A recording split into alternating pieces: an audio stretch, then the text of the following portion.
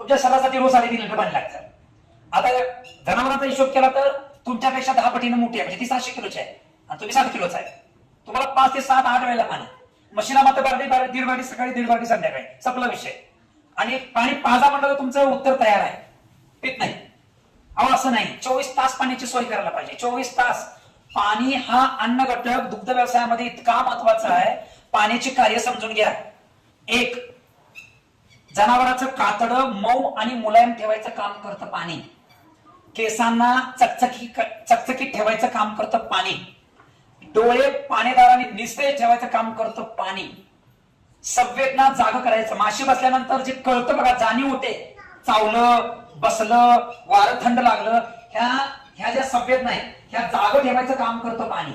ह्या मशीनला 1 लिटर दूध तयार करायचं असेल तर 4 लिटर पाणी प्यावं लागतं. या मशिनरीमध्ये टाकावं लागतं, तर 1 लिटर दूध तयार होत नाही, होत नाही.